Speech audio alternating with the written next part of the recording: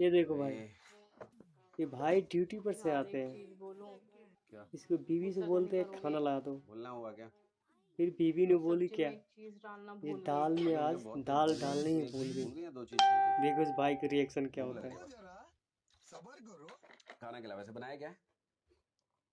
दाल। दाल? अरे दाल में तो यार दो चीज भी कम चलेंगी। ये क्या है? अरे मम्मी रे, बाप रे। और अभी तो रुको, क्लाइमैक्स अभी बाकी है। तो